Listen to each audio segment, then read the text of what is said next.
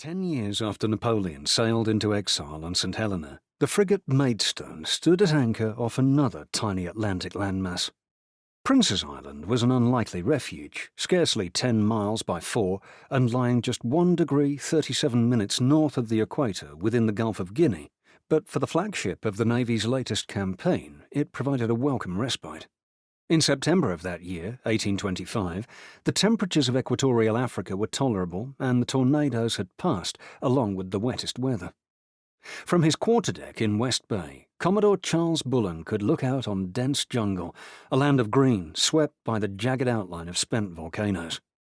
With its rich soil, abundant vegetation and sweet scent, Prince's Island had resources essential to his squadron's well-being, and in this week at rest, Bullen indulged Maidstone's hands. Off-duty, men dangled lines from the forecastle for fish. Boats went ashore daily, returning with fruit and water, but seamen were no bathers, so the palm beaches at hand would have had little allure. Besides, they had other matters in mind. This idyll was going to be brief. Soon they would return to the most perilous peacetime operation in the Navy's history. Commodore Bullen was late to this fray, still finding his way in waters that offered no prospect of reviving past glories.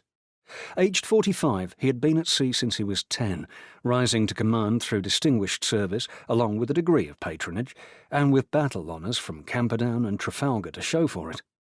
Years on half-pay followed Napoleon's defeat before he was offered the Maidstone, flagship of the preventative squadron in West Africa and command in a war like no other. It seems unlikely that Bullen had embarked with any particular notions of service to humanity. Resilience, popularity with his fellows, and experience were what suited him for the gruelling task. Patrolling the bights of West Africa was a dreaded duty, carrying the highest mortality rate of any Navy station.